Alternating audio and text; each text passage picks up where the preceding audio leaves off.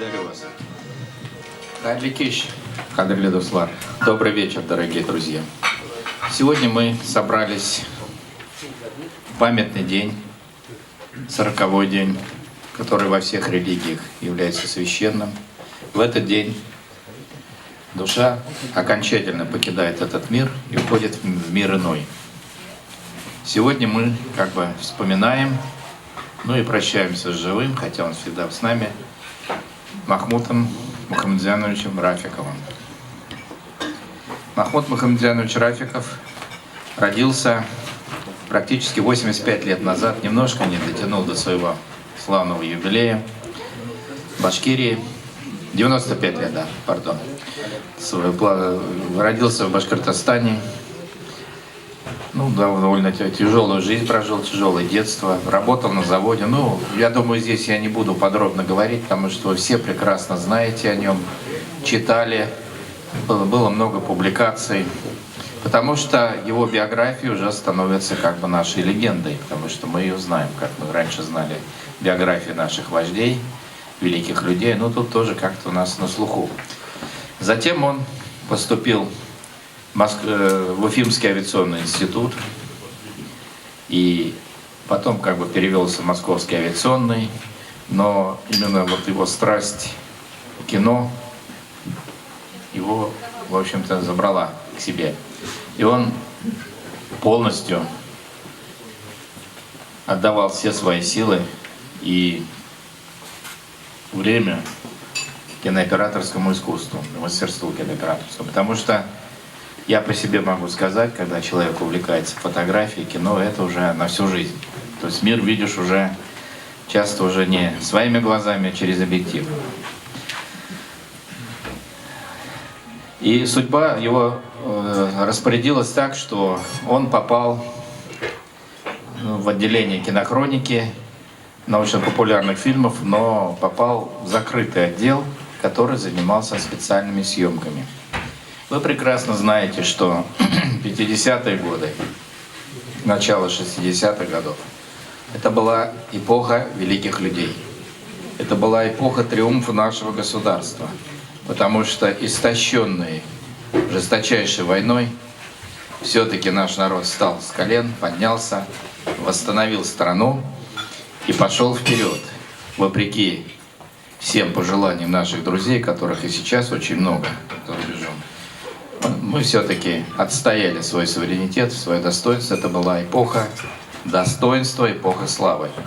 И это действительно был великий период. И как бы мы ни посмотрели, все люди, от мала до велика, это были люди-гиганты. Потому что, видимо, это была эпоха гигантов. Это и в мире так, и у нас в стране. Потому что если взять мировое сообщество, там были великие люди. Президент Де-Голь, президент Рузвельт, Черчилль, даже в маленьких странах Маннергейм, Франко, положительно или отрицательно, это уже история рассудит, Гамаль Абдель-Насер, Фидель Кастро, это люди из той эпохи, гиганты.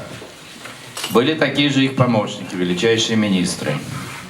Были министры среднего машиностроения, Славский, который атомную промышленность поднимал. Да тот же Лаврентий Павлович Берия. Он много сил приложил, хотя его воспринимают по-разному. Но, наверное, без него было бы сложнее поднять наш оборонный комплекс. Были великие конструкторы, которые создавали эту чудо-технику, которые создавали наш ядерный щит. Это академик Курчатов, Харитон. Сахаров тоже был причастен, тоже внес свою лепту. Были наши крупные ракетчики. Это прежде всего Сергей Павлович Королёв, Янгель.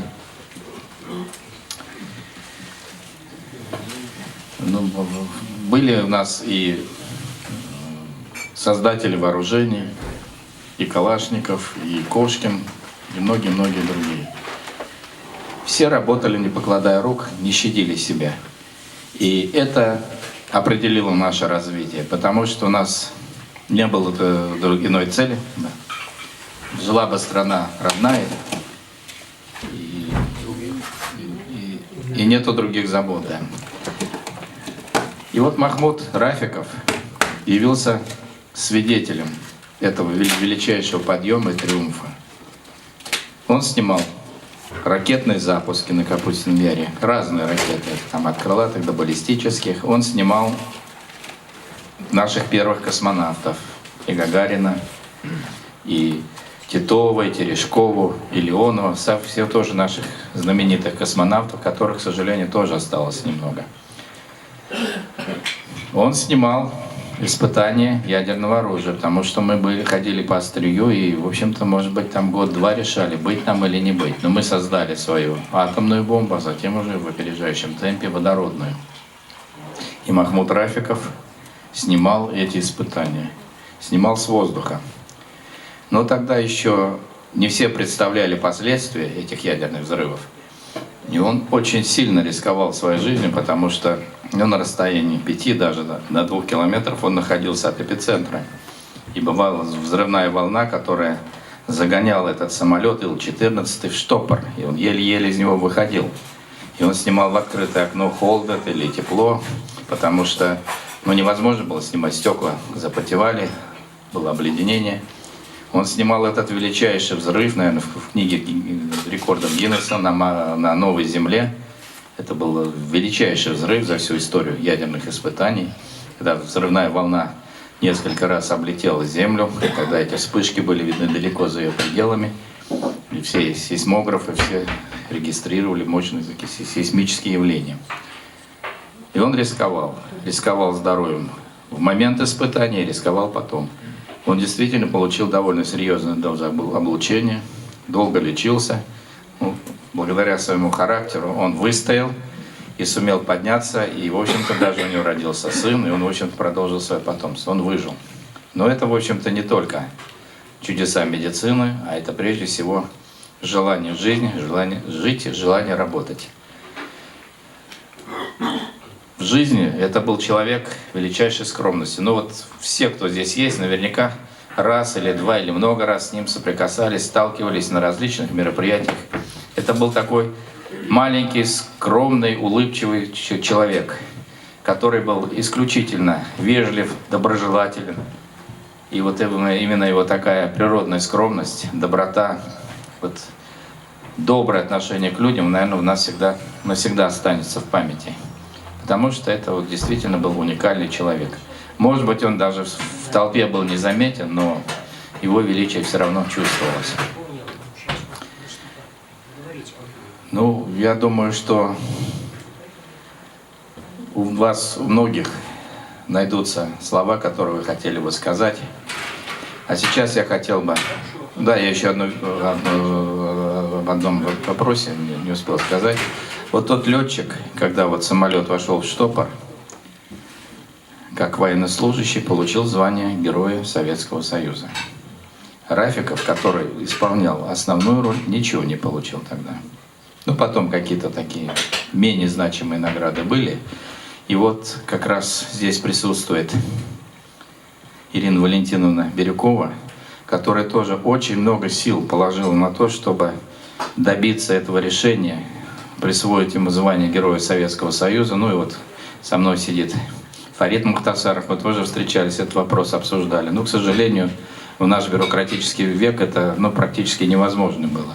Но тем не менее она пытается и призывает всех в меру своих сил принять участие, чтобы справедливость восторжествовала, чтобы он хотя бы посмертно получил это высокое звание.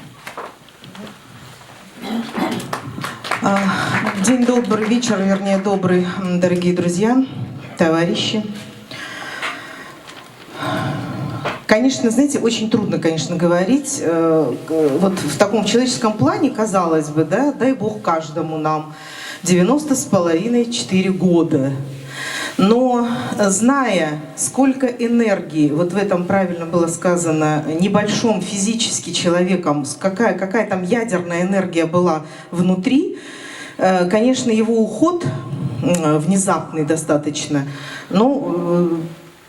лично для меня был и шоком, и большой трагедией личной. Почему? Потому что действительно у нас большая инициативная группа по присвоению звания героя Российской Федерации Махмуду Мухамедяновичу Рафикову, которая включает в себя достаточно очень именитых, казалось бы, людей, значимых, как говорится, не только у нас в стране, но и за рубежом, таких как Никита Михалков, как внук Молотова Никонов, как дважды герой соцтруда Долгих Владимир Иванович, Евгений Павлович Велихов. Но вот было правильно сказано Эльдаром до меня, что мы сейчас с вами живем в очень непростое время, и не мне вам рассказывать, насколько непростое.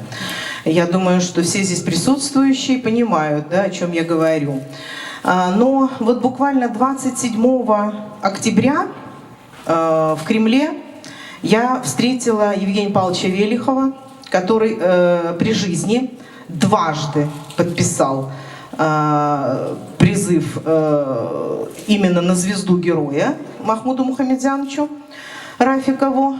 И он мне сказал: Ирина, я заклинаю тебя, ни в коем мере ни на какую другую награду не соглашайтесь, потому что кто в теме, тот, наверное, знает, да, что были поползновения всевозможные, там, в том числе там, и заслуги перед Родиной 4-й степени и так далее, и так далее, и так далее. Да, вот у народа это называется, знаете, по принципу нету сахара, соли положим. Да? Ну вот Евгений Павлович 27 октября 2018 года, он сказал: ни в коем случае Махмуд достоин звезды. Я ему сказала: Евгений Павлович, я, конечно, это тоже с вами полностью согласна. И, значит, вот мы планировали сюда пригласить непосредственно дочерей, с кем Махмуд Мухамедянович работал. Это, в частности, Елена Юрьевна Гагарина и Наталья Сергеевна Королева. Но Елена Юрьевна, к сожалению, сейчас находится не в России.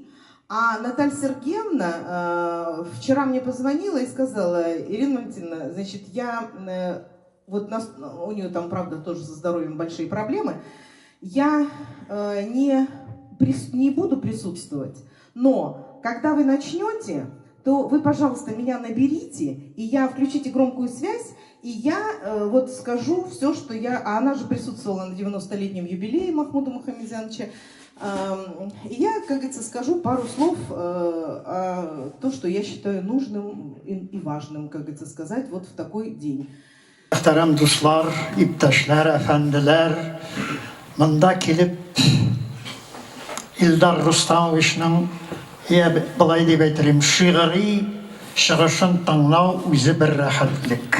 Ол Махмуд Рафиковны яхшы білген, білудәгенә іш түгел, шул ук ул алып барган оператор, фото, кино оператор эшләре буенча Илдар Галим. Ул турыда үзе яза, шуңа күрә аның шығышын таңнау безгә бик күңелле булды. Мин белмәймен ничек соңга калып булса да герой исемен бирергә. Ул кыен нәрсә. Рәхим итегез, тырышып карагыз, рәхмәт дирбез. Барып чыкмаса, без аны монда килеп бу йортта искә алу үзе бер рәхәтлек, рәхмәтлек. Ул билгеле зур кеше булган. Ул авиационный институт бетергән. Әйтте, уже Уфада башлаган, Мәскәүдә бетергән, авиационный институт бетергәчтен в ГИКны бетергән. То есть кинематография учил. У него двойное образование было. Двойное образование дало возможность ему так хорошо работать в условиях соблюдения безопасности и секретности. Вот два аспекта, которые он был вынужден и обязан был соблюдать. Безопасность, близко не подходить, атомные и водородные взрывы на таком расстоянии. А потом безопасность. В условиях особой секретности документы были сохранены. И я думаю, что 25 лет жизни, он в течение всей жизни эти документы каким-то образом пропагандировал и выявлял. Об этом четко было сказано. Я хочу еще раз поблагодарить Ильдара и всех собравшихся за то, что мы вспоминаем Махмуда Рафикова, достойного сына российского и татарского народа. Спасибо за внимание. Все хоть умерли, все летчики умерли, все, кто соприкасался со мной, все вот, самолеты, все, говорит, умерли, один я, говорит, живой. Ну, он, правда, лежал в больнице, там было у него немножко. И вот он все хотел награды, мы однажды встретились, он говорит, сфотографировали мои награды. Я поближе вот снял немножко его награды, потому что никто не видит, он их не носит. Это те, которые ему тогда давали. Но вот он все хотел получить.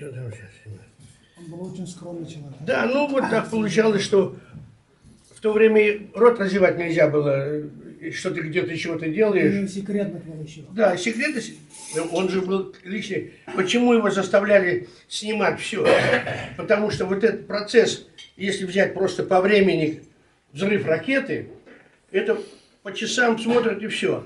А накинуть в документе, там можно рассчитать, сколько кадров в секунду, в минуту, и на каком кадре что открылось, что было, что произошло, когда грипп начался этот развиваться. Когда. Поэтому он высунул, я говорю, высунувшись из самолета, в иллюминатор высунул, все это снимал. И это радиация, вот все это, ну что делать, вот он все это пережил. Прошу прощения, я вот уже достала письмо, да, участникам вечера памяти Махмуда Мухамедзяновича Рафикова. Уважаемые коллеги, минуло 40 дней, как нет с нами Махмуда Мухамедзяновича Рафикова, человека яркого, незаурядного. С молодых лет он пришел в документальное кино, которое стало его профессией и определило ход всей его жизни. Казалось бы, кино вполне мирная профессия, но на долю Махмуда Рафикова выпала доля быть соучастником многих важных, переломных событий в истории нашей страны, запечатлеть их на пленку и сохранить для будущих поколений. Его работа была сопряжена с огромным риском для жизни, но он, не сомневаясь в поставленной цели, бесстрашно выполнял ее. Махмуд Мухамедзянович с малых лет познал трудности и невзгоды. Рано начал трудовую деятельность, много учился, активно постигал секреты операторского искусства. Отличаясь природным умом и смекалкой, применяя навыки кинооператора и авиационного инженера, он всегда находил нужные приемы для съемки в те далекие послевоенные годы, когда технические средства были ограничены. Благодаря пытливости ума и природным качествам он был замечен и отобран среди немногих своих коллег для выполнения специальных заданий главным конструктором ракетной техники и ядерных вооружений.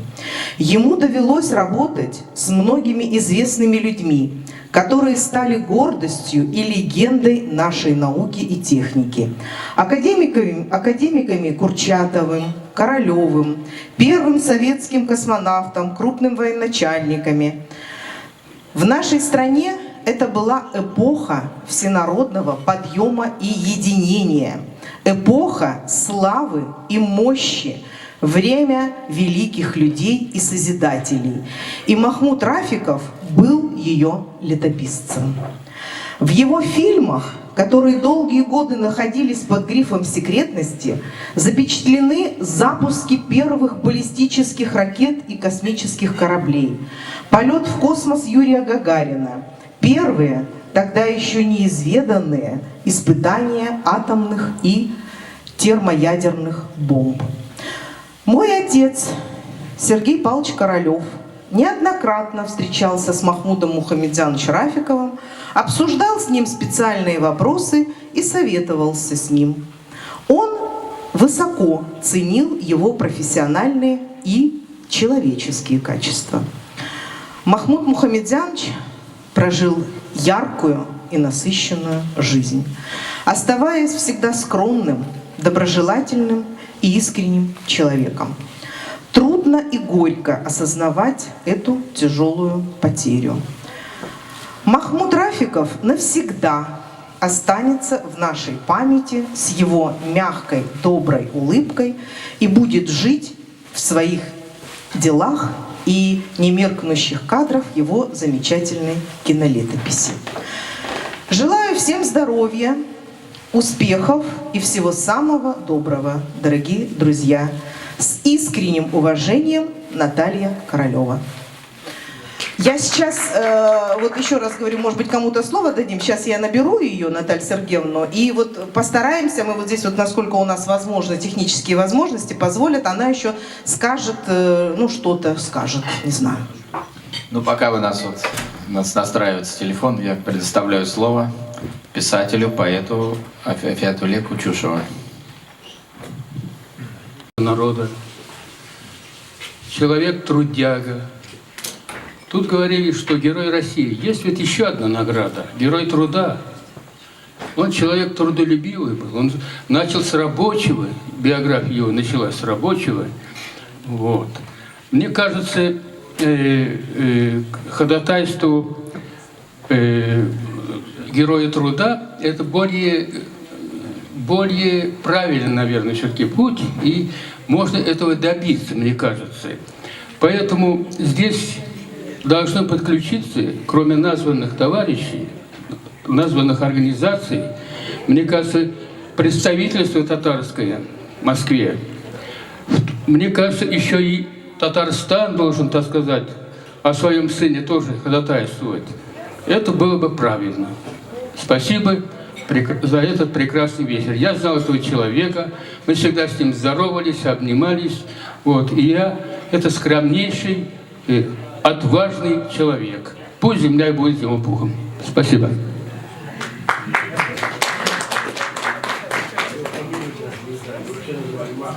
Слово предоставляется профессору, академику Международной академии информатизации, капитану первого. Сейчас, Наталья. Наталья Сергеевна, говорите. Да, дорогие друзья, сегодня 40 дней, как ушел от нас Махмуд Рафиков. Я с ним познакомилась в конце 2011 года в Казани, где я была по приглашению президента Татарстана. Когда я узнала, что он общался с моим отцом и снимал Гагарина после его приземления, и потом работал с Курчатовым, я, конечно, очень заинтересовалась этим вопросом. И мы с ним очень много разговаривали. Потом, когда мы вернулись в Москву, он бывал у меня дома, а я была на его 90-летии. Он, конечно, внес очень большой вклад в историю нашей космонавтики и атомной техники, потому что он был кинофотодокументалистом и снимал очень важные эпизоды. Очень важный кадр он оставил. И поэтому я считаю, что он заслуживает того, чтобы вот так вспоминали. И кроме того, он был очень скромным человеком. Был очень хороший человек, очень скромный. Светлая ему память. Хорошо, что вы собрались, вы вспоминаете про него. Светлая ему память. Наталья Сергеевна, спасибо, дорогая. Вот вы слышите аплодисменты, это уже, я так понимаю, вам. Спасибо большое, спасибо. Выздоравливайте, не болейте, мы вас любим. Позвоните мне завтра, расскажете, как чего. Да, конечно. Спасибо большое. Ну, я хочу сказать, Спасибо что огромное. Наталья Сергеевна, она доктор медицинских наук, профессор, лауреат государственной премии, член Союза писателей и член попечительского совета, там есть организация Роскосмоса. То есть она человек еще активный, до сих пор она участвует во многих мероприятиях. Но, к сожалению, вот сейчас погодные условия не позволили приехать. Сейчас я предоставляю слово тоже нашему гостю, как я его уже объявил, профессор, академик Международной академии информатизации, капитан первого ранга Закиров Мунавир Закиевич.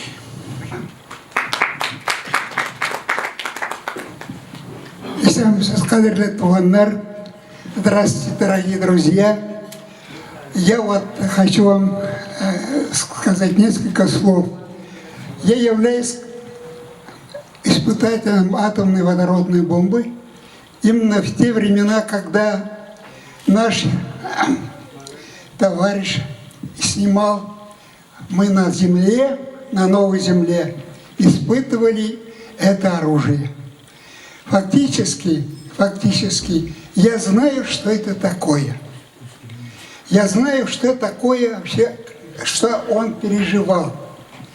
Я не знаю, сколько он лечился, но я после этих испытаний 3 года, по 3 месяца лечился здесь, в Москве, от этих облучений. Но, слава Богу, я сейчас живой, мне 85 лет, я работаю, и я, знаете, так хотел, чтобы ее увидеть, но не удалось.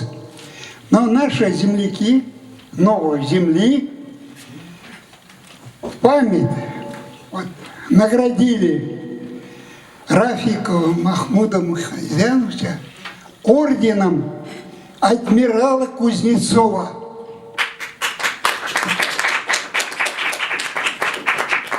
Дорогие друзья, почему? Потому что он первым из всех, можно сказать, у него был всегда первым, участвовал в испытании атомной подводной лодки.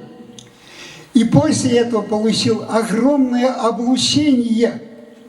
И после этого ему уже запретили заниматься съемками атомных взрывов. И после этого он начал работать в ракетной технике. Я хочу сказать, вот я передаю вот этот орден, вот кому вообще? Вам я передаю, пожалуйста, так сказать. Мы будем ее чтить, ее память всегда. Таких людей мы будем ценить, это сын нашего народа. Я хочу сказать, что уже никого не осталось, ни одного оператора, ни одного человека, который бы участвовал в этих испытаниях. И даже нет уже никого, ни Курчатова, ни величайших наших людей. И хорошо, что вы сегодня собрались, сказали и о них. Вот это наше единение нашего народа. Спасибо, Ирина Валентиновна, вам, что вы меня пригласили сюда. И я вот хотел, то, что хотел сказать, сказал, ребята. Спасибо вам. Спасибо. Ну, раз так пошло, мы начали говорить о новой земле, о подводниках. Я предоставляю слово также подводнику, капитану 1-го ранга. Он работает в редакции газеты «Татарский мир» сейчас. Тоже наш аксакал, тоже за 80. Агату Газизовичу Мухамедову. Дорогие друзья, я горжусь тем, что среди присутствующих, наверное, немного людей, которые лично знали 40-45 лет тому назад Махмуда Рафикова. Дело было в 1977 году. Пролив Маточкин шар. Идут испытания нейтронной бомбой. Подземный взрыв. Я был участником этого мероприятия. Как морской офицер мы установили свои ракеты и аппаратуру предстартовой подготовки этих ракет для подводных лодок у штольни, которая выходила по этой горы. И вот когда перед самым взрывом я участвовал, мы установили всю эту аппаратуру, ракеты, и нам нужно было определить, как будет воздействовать нейтронное излучение на аппаратуру. Естественно, за 5-7 минут до взрыва нас на вертолете от этой горы устранили, и там был аэродром Белушья гора. И вот в этой Белушке мы сидели, были летчики, были кинооператоры, и был там и Махмуд Рафиков. Но я тогда его не знал. И вот только где-то 5 лет назад, когда мы встретились уже здесь, татарском центре, я ему рассказал об этом. Он говорит, так я же тоже на самолете там снимал этот взрыв. И вот оказывается, что я был с ним, пусть и негласно, но знаком. Это было ему всего, оказывается, 53 года. Вы представляете? И вот когда произошел этот взрыв, после взрыва гора приподнялась на 1,5-2 метра и осела после взрыва.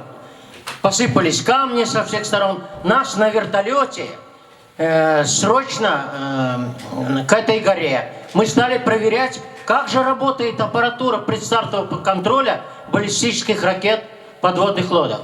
И оказалось, что ничего не включалось. Ни ракеты, ни предстартовые аппаратура, то есть нейтронное оружие полностью обезвредило все эти ракеты.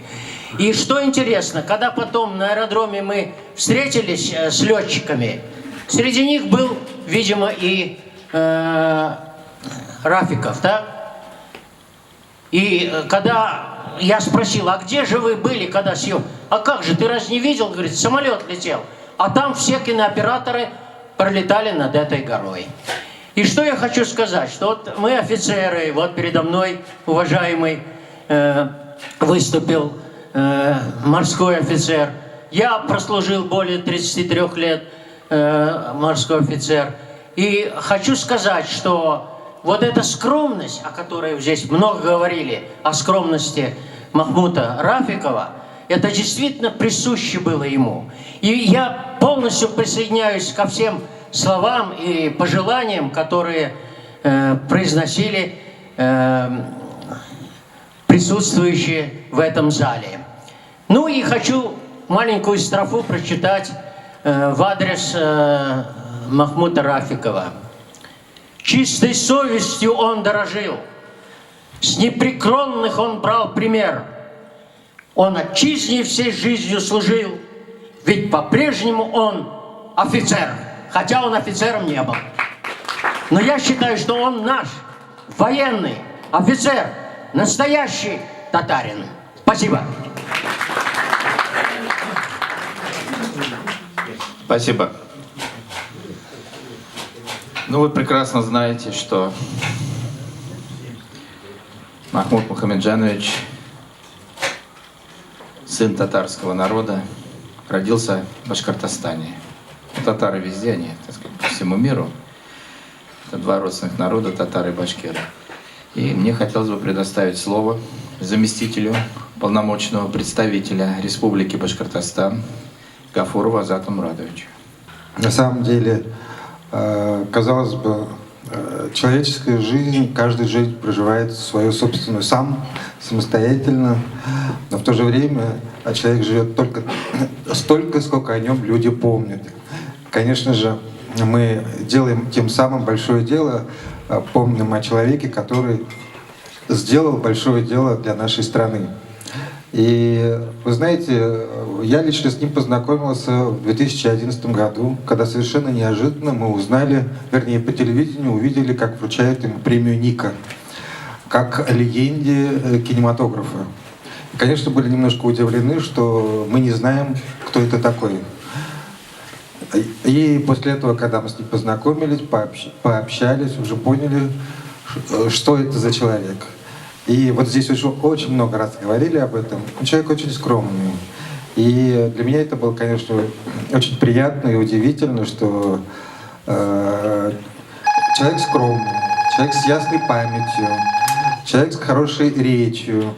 И самое удивительное, что до конца своей жизни он был в хорошей физической форме, приезжал на все мероприятия сам. Несмотря на то, что мы ему говорили: Махмуд Мухамеджанович, давайте на машину, давайте мы вам машину пришлем, заберем, привезем. Нет, нет, нет, не надо, я на метро, спокойно, сам доеду. Таких, по-моему, людей уже в таком хорошей физической форме очень мало, очень редко. И вот природа его наградила вот таким крепким физическим здоровьем, несмотря на то, что даже вот он пережил десятки, если не сотни, облучений. И Вы знаете, естественно, когда мы с ним познакомились, и он тоже начал говорить, вот нам поднимать вопрос о том, что это хорошо бы было бы, если бы я мог получить звание Героя Советского Союза. А мы спросили, а у вас есть вообще какие-то вот награды наши? Он говорит, нет, нету, у меня нету.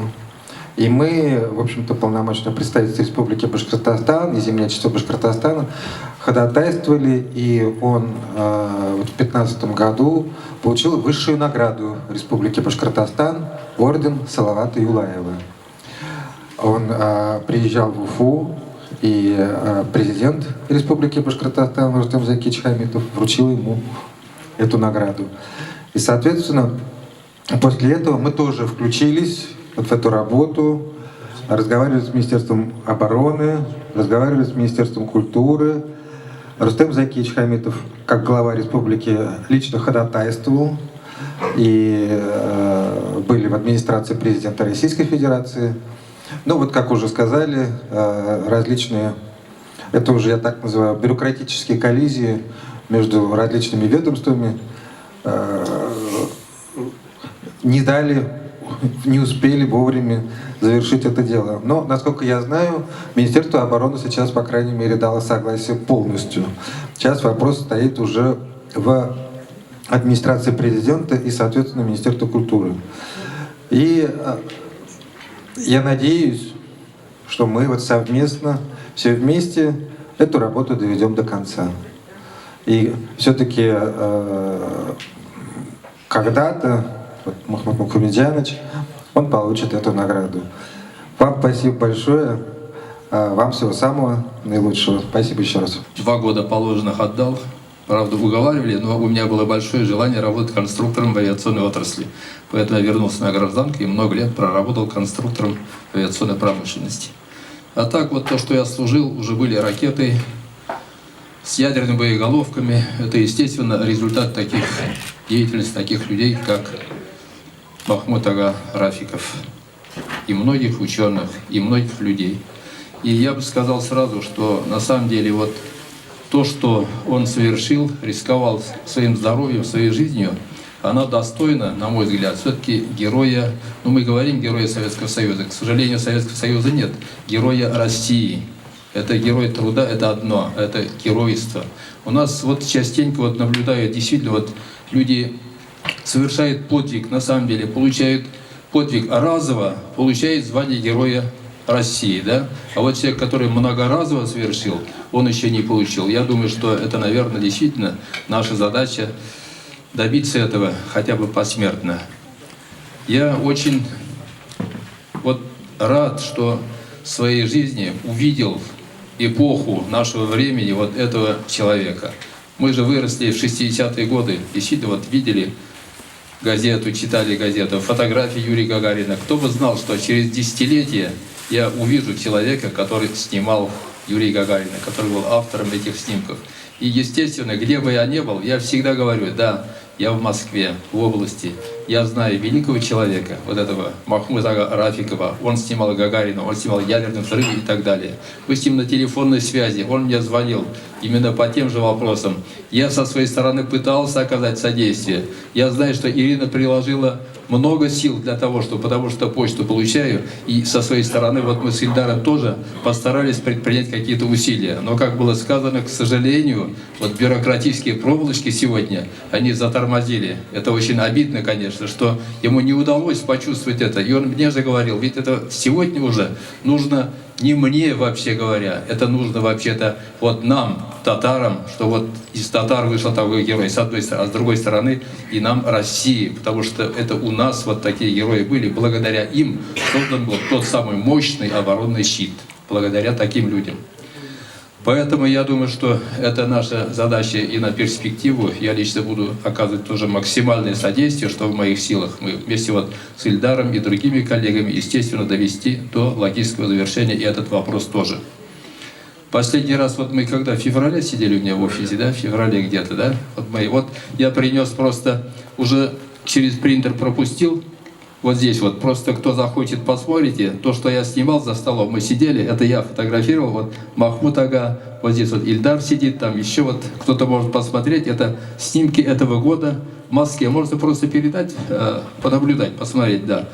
Вот, эта встреча была. Вот после этого уже мы на связи были, и действительно для меня было уже очень неожиданно, что он ушел из жизни, когда я узнал. Ну, на самом деле, я всем говорил, вот ростом такой же, как я, ну, даже подтянутее, чем я, вот так я шутя говорил. Действительно, вот так ты на него глядишь и восхищаешься. Такой подтянутый и скромный, конечно, всегда. И тотарша матур сөйләшә. Сөйләшә телефоннан тотарша. Хатта кайбер мин белмәгән сүзләрне мин ул сүзне русча әйтәм, ул татарчаны әйтә. Шуңа да аптырап китә идем. Шул хәтле әйбәт. Шуңа күрә Махмуд ага чынлап та менә истәлектә безнең барыбыз өчен дә. Безнең менә булай җыелу, булай җыелып утырган искә төшерү ул шулай ук бик зур чара. Илдар, сиңа зур рәхмәт менә монда. Рөстәм Ябалиев менә монда инде ул һәр вакыт монда очраштыра, төрле матур очрашлар уздыра. Всем большое спасибо. Мы должны помнить таких людей. И еще одно я скажу, что на самом деле уходит эпоха. На самом деле. Вот люди вот того поколения, которые создавали вот эту мощь нашу, они сегодня уходят. Вот остаемся еще мы, приходит молодежь. Я думаю, что благодаря вот таким встречам нам нужно максимально вложить в молодежи вот это мнение, патриотизм к своей стране, я бы сказал, память об этих великих людях. И, конечно же, развивать нашу страну дальше, несмотря на все проблемы, трудности, которые есть сегодня. Я думаю, только в этом наша перспектива. Всех вас я благодарю. И со своей стороны тоже за участие. Я думаю, что будем вместе. Я всегда говорю, татарча, бірге болайық, бірден болайық. Вот, я счастлив в браке, потому что лучшая дочь татарского народа досталась мне. Вот, к сожалению, не был на родине у них, в деревне Азеево, но зато был в Казани, довелось посмотреть, виделся с президентом Минихановым, Бабая видел нашего, Шаймиева. Я по счастливой случайности, может быть, меньше всех вас здесь присутствующих знаю Махмуда Мухамедзяновича, потому что это был герой моего интервью, которое произошло в начале года этого, а журнал вышел у нас к майским праздникам, потому что мы там постарались собрать героев, знаменитых людей, которые вложили в судьбу Отечества свою жизнь, свое здоровье. Скромнейший человек, светлая память у него, абсолютно интеллигентнейший, но при этом твердо корректирующий каждое слово, которое было за ним записано.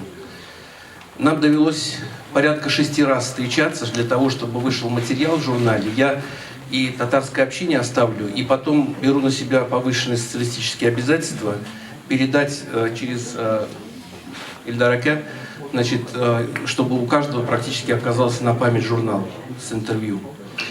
Вы знаете, когда Махмуд Мухамедзянович пришел в редакцию для того, чтобы откорректировать, это был человек, который внимательнейшим образом каждое предложение, каждую строчку выверил. И не потому, что это было восхваление, а для того, чтобы соблюсти историческую правду. И слова Королева, и слова Курчатова в его адрес, и его оценка за то, что его ценили руководители за смекалку, и правильно здесь сказали, 2 образования, киноведческое, кинооператорское и авиационный институт, 3 курса, они, конечно, сделали из него уникального помощника, который давал даже советы, и они воплощались. Что для меня было очень приятно, и это была наша последняя, к сожалению, встреча, когда уже вышел журнал, а он тяжелый, глянцевый, и пачка у нас достаточно тяжелая. Я сказал: Махмуд Аки, я вас провожу. Он говорит: не-не, я донесу, потому что мне надо отправить Башкортостан, мне надо отправить Татарстан, здесь друзьям раздать. И мы дали ему больше, чем обычно даем героям, потому что мы понимали, что это человек, которого знают многие, который знает многих. И договорились, что если понадобится, мы ему немножко добавим еще, потому что, остаются иногда журналы, хотя расходятся очень, как пирожки горячие. Это не реклама, это просто действительно констатация факта. И я проводил его до метро. Вы знаете, я смотрел ему вслед и говорил: боже мой, дай Бог, нам даже и до этих лет И мы, в принципе, он пригласил на 95-летие. Он сказал, мы на следующий год с вами обязательно встретимся. К сожалению, это не случилось. Я хочу пожелать всем вам здоровья и сказать слова благодарности за то, что вы помните его. Дай Бог, чтобы татарская община и представители Башкортостана, откуда он родом, тоже помнили об этом. И я просто сейчас уникальный скажу момент, Ирина Валентиновна, которая сегодня выступала уже, мы знали вот эту борьбу, мы тоже пытались помочь каким-то образом, и эта публикация была, скажем, одним из вкладов в то, чтобы оценить человека по достоинству. На журнале я обычно у своих героев прошу, напишите 2 слова, просто Диме на память. А он написал так: дорогой Дмитрий Александрович, спасибо, что вы открыли меня миру. А имелся в виду мир чиновников, потому что наш журнал распространяется в основном в органах власти. Он не продается в открытой продаже. И это, наверное, была самая высокая оценка для меня лично, потому что, скажем так, я прикоснулся к легенде, и мы рассчитывали, что это может помочь. В один из дней, я находился на конференции. Я позвонил Ирине Валентиновне и сказал: Ир, что-то мы мучаемся, давай подключим Кириенко. Он все-таки замглавы администрации, он отвечает за внутреннюю политику. Он из Росатома, да, это человек, который, в принципе, знает это. У нас есть документы из Росатома. Давай потревожим его. Она сказала: ты знаешь, давай. И буквально, пока мы это переговорили, почему меня торкнуло? А через 2 дня мы узнали, что именно в этот день он ушел. Это мистика. И еще один факт. Это я работаю сейчас с Еленой Юрьевной Гагариной, это дочь Юрия Алексеевича, и она была приятно удивлена, что я преподнес ей, когда мы готовились с ней интервью, я преподнес ей журнал, как раз интервью, я сказал: это человек, который вашего папу снимал. Она этого не знала. И на самом деле, чтобы вы знали, это не фотографии Юрия Алексеевича, это кадры из кинопленки, которые он снимал, которые изымались поштучно под отчет, и из них выбраны были несколько, которые пошли в официальную хронику. Я еще раз благодарю вас за все, что вы помните о Махмуде Мухамедзяновиче, ему светлая память. И давайте каким-то образом постараемся совместными усилиями через общину татарскую все-таки достичь тех целей, чтобы человека хотя бы посмертно отметили достойным, высоким званием Героя России. Соқ саламат болиң. Рахмат. Сіз бек яқшы өзбекче гапырешесіз.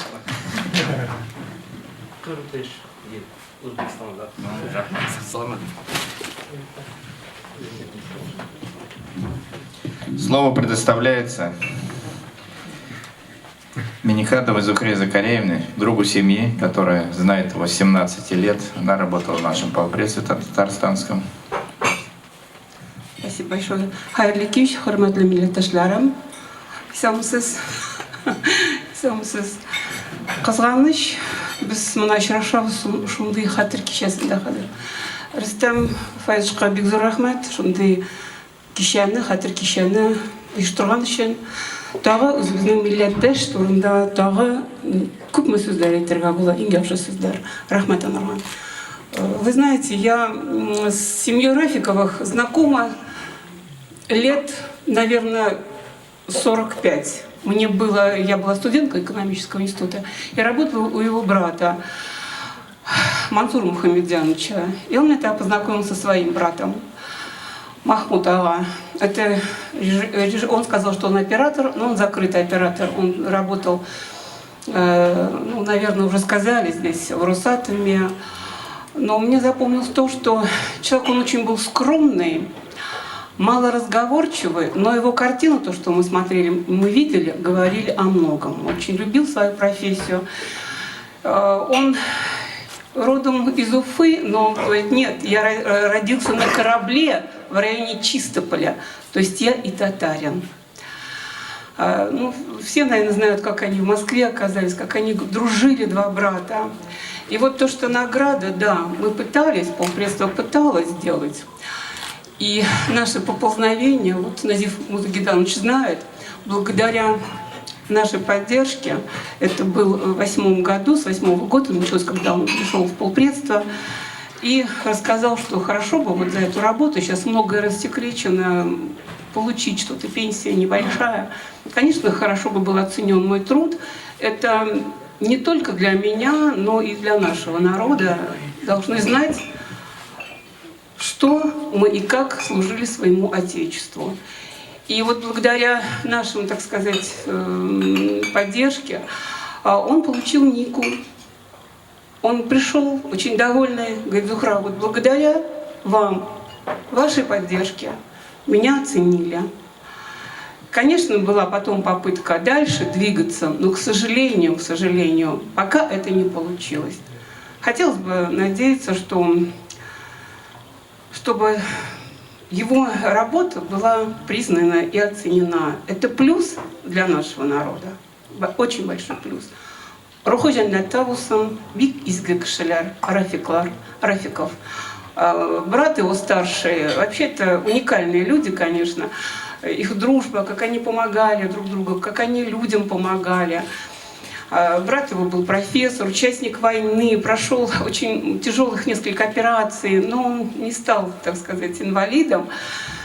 Это Мансур Мухамедянович, брат его старший. Но вот он всегда опекал своего младшего брата и всегда его поддерживал во всем. Так что урон ижмахтабусын. Еще раз спасибо организаторам. И, конечно, молодежи нужно рассказывать, кто мы и что мы. Истәлекле күн, кызганычка каршы Махмут абый Рафикович инде 40 күн безнең арадан китте, ләкин ул безнең күңелдә һәм инде аның эшен, хезмәтен бәяләп, аның хезмәт мирасын алга таба яшьләргә, балаларга, халыкка җиткерүче кешеләр күп. Һәм инде иң беренче бу эшне мәктәпләрдә, Башкортстанда, Татарстанда һәм башка республикаларда, өлкәләрдә мәгариф системасына җиткерү юлларын уйларга кирәк. Бик зур рәхмәт оештыручыларга, Рөстәм әфәндегә һәр вакытта монда шартлар тудырып безне җыя, Илдар әфәндегә һәм башкаларга. Мы благодарны всем за ту память, которую мы имеем, есть и будем передавать молодому поколению. Махмут абый үзенең хезмәте белән Советлар Союзында Россия Федерациясы өчен зур хезмәт калдырып киткән шәхес. Һәм инде үзенең бүләген, достойную награду он, мы уверены, получит. Рахмат. Я написал несколько материалов о Махмуд Абый, и мы с ним знакомы где-то на рубеже смены веков 20 и 21. Здесь много и очень хорошо говорили о его личных качествах, человеческих качествах. Действительно, это был очень скромный человек. И жил он скромно. Жил он почти на окраине Москвы, там, где граница с Химками проходит, в общем-то, в небольшой квартире. И жизнь его, такая судьба его была не очень такой счастливой, я бы сказал, потому что он рано потерял своего старшего сына. Об этом мало кто знает, но он мне рассказывал. Мне что хочется, вот когда мы с ним общались и разговаривали, здесь много говорилось о том, вот он подвиг совершил такой, значит, в опасности, значит, недалеко, рядом с такими мощными взрывами и так далее. С ним очень много общался и разговаривал Курчатов. Курчатов просил от Махмута Абы, чтобы он показал спектр или как бы преобразование света. Когда взрыв происходит, какое сочетание, какое преобразование света было. Потому что по признакам вот, перехода состояния этого свечения он выявлял какие-то значит, недостатки или достоинства, трудно это сказать. То есть процесс вот этого взрыва. И Махмуд Опы все время старался в разных таких ракурсах показать это. То есть он работал как высококлассный оператор. И причем он работал в таких условиях, это сейчас снимают там и освещение, то. А он же просто, значит, ставил штатив и следил за тем, чтобы значит, устойчивость штатива была. И при этом он должен все время думать о качестве своих съемок. Без экспонометра снимал. Да. Вот. И съемки, это, в общем-то, не то, что пришел и запечатлел момент. Вот для него гораздо сложнее было передать вот это испытание атомной бомбы, чем даже сфотографировать Гагарина. Потому что сам процесс фотосъемок был спокойный, все, он, конечно, так по-человечески волновался, но это не то. Вот и его геройство и проявлялось в том, что он в труднейших, сложнейших условиях давал съемки, которые очень помогли Курчатову в его разработке.